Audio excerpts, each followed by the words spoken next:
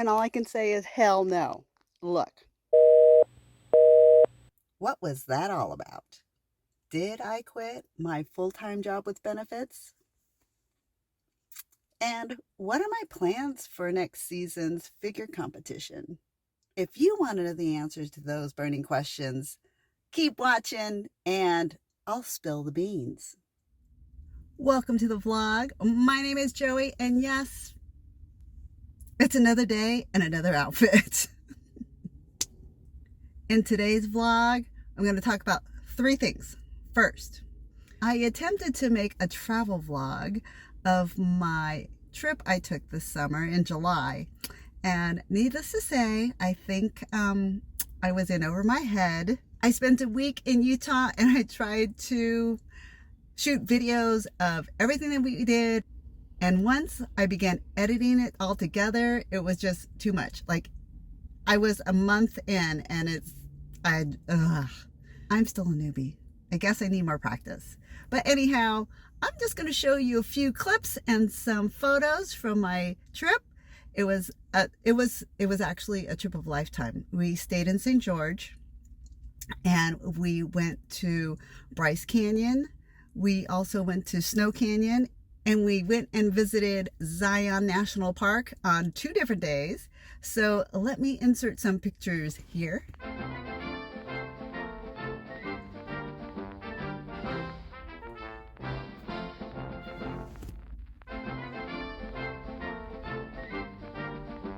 And let me roll that clip that I showed in the beginning of my vlog. Okay, we're looking for lava tubes. And if you know me, I'm claustrophobic. And all I can say is hell no. Look. Whoa, I almost tripped. Oh, hell no. Can you even see the bottom down there? Oh, hell no. I'll just look at it from up here. So that was one of the 3 lava tubes that we visited in Snow Canyon State Park. And needless to say, we didn't go down that first one. I didn't go into the second one because it was too small. But the third one was a lot bigger. So the whole vacation, the whole trip in general, was the best vacation that we've taken in a really long time. When I taught 4th grade, we would study Bryce Canyon and the Arches National Park and all these other really cool places that had these beautiful landforms that we would show pictures and videos of, and I never got to see it in real life. And by golly, I finally had the opportunity to go see these places in person, and I highly recommend, if you ever have a chance to go, you gotta go see the stunning beauty of nature with your own 2 eyes. It was incredible. Best vacation we've taken in a long time. I would almost say that it was better than Disneyland, and I love Disneyland. Speaking of teaching 4th grade, let's go on to topic number 2. Did I really quit my full-time teaching job? Well, yes and no. I ended up taking a leave of absence for the 2022-23 school year, and it was a really hard decision. What made the decision so difficult was the fact that I carried the health insurance for myself and my family. So taking that leave of absence meant that I wouldn't be bringing in my teacher income, and I would also be leaving the family with no health insurance. But when we sat down and talked about it, what it came down to was my emotional and mental and physical health. I just could not see myself teaching another year.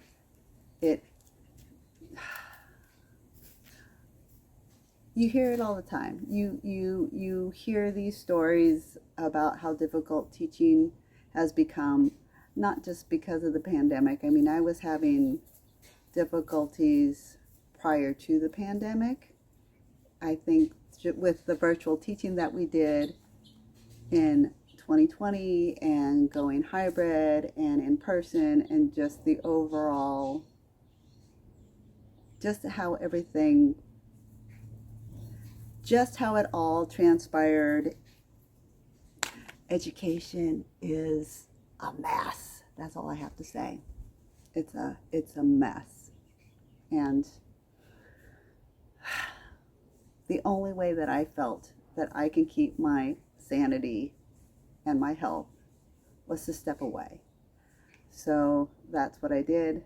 I at least have a safety net of I can return back to the classroom next year if I choose to do so. I would be reinstated my full benefits and my salary. So I have that safety net. But in the meantime, let me tell you, I did not realize how much stress and anxiety the profession of education put upon my body. As when July, August came around, normally I would be stressing out about the beginning of school, lesson plans, trying to get my classroom ready weeks before school even started. People, if you're not in education, you don't understand. Teachers, we are stressed out even through summer. Summers are not times off. Summer isn't time off for us. We're always thinking about what we're going to be doing next year, and we start planning and doing all that weeks before the school year even starts. Education is a profession that it is nonstop on your mind, whether you're on the clock or off the clock, whether you're on vacation or summer break, spring break, Thanksgiving break, doesn't matter. You're always thinking about work. Until I stepped away, I did not realize how much stress that it put upon me. It was wonderful to go into August not being weighed down with the thought of the new school year. When school started, the only stress that I had was, hey, there's more traffic in town during, the 8 o'clock hour and 2:30 when kids are getting dropped off to school or getting picked up. There's a little bit more traffic downtown. That's the only stress I had to worry about. It was glorious. Let me tell you, it is glorious not having to deal with the stress of not only curriculum, but having to support these students with their emotional, I don't want to say emotional baggage, but with their issues that they bring to the classroom from home. I feel bad, but I'm thankful that I don't have all the physical ailments that I was having before because of all the stress that it was causing me. Anyhow, I have different stressors now because now I got to figure out how can I make it financially. So right now I'm working part-time still at Athleta doing retail, and then I also am a boot camp coach and personal trainer, which really is fun and exciting and something that I love, but it doesn't pay the bills. It doesn't pay the bills. Hopefully my roster will get bigger and I'll have more people to work with. If I can't make a contribution to the household financially, then I may have to go back to the classroom next year. But I'm not going to think about that now because it'll just stress me out. So I'm just going to do my best, and if I have to get a third job, I have to get a third job, but we'll see what happens.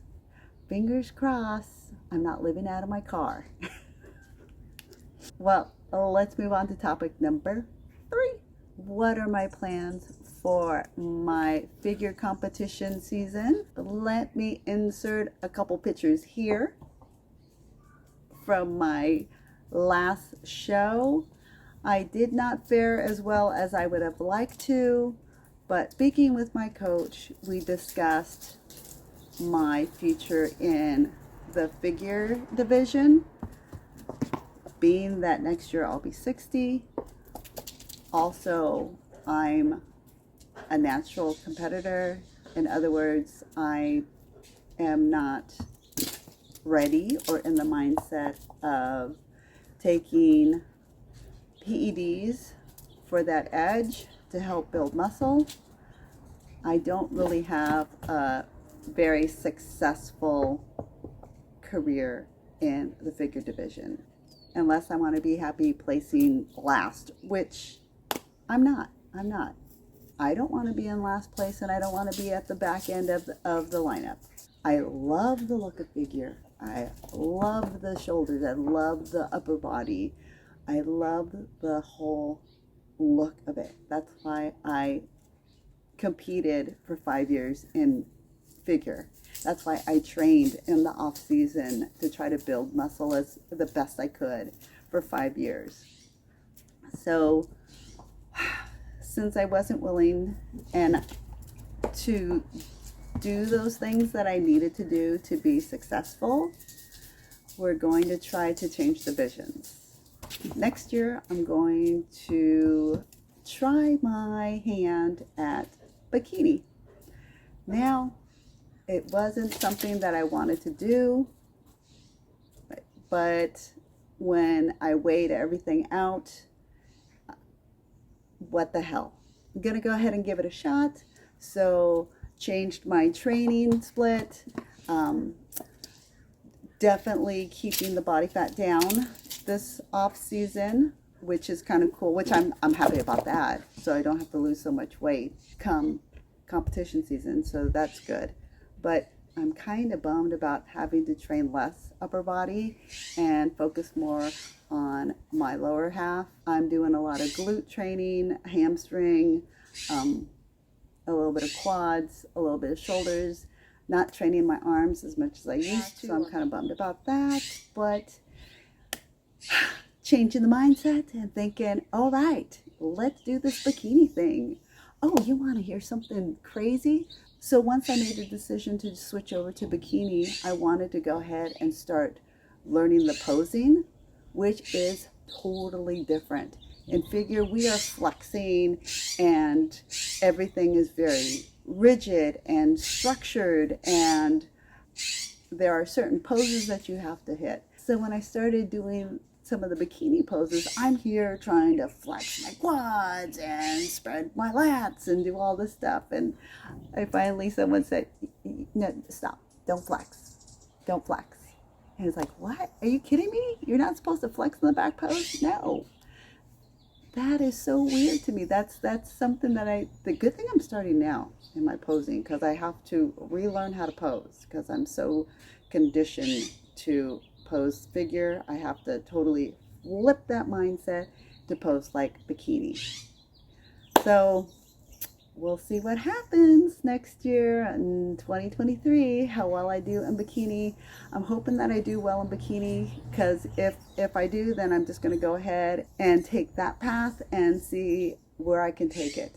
And hopefully I will be more successful in the bikini division than I would be in figure, because I love training. I love the process of prep. I love everything about the whole bodybuilding competitions. So I want to be able to stick with it and be successful and have first call outs and be an overall winner and get my pro card and all those good things that come with the whole package. So that's it in a nutshell. My two biggest life updates is I am no longer a third grade teacher.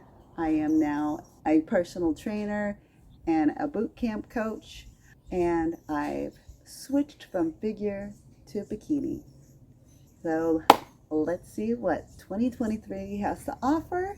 And if you made it this far, I appreciate you for watching. Like and subscribe and take this wild ride with me. All right, everyone, have a great day and get outside and enjoy the sunshine before winter is upon us. Winter is coming.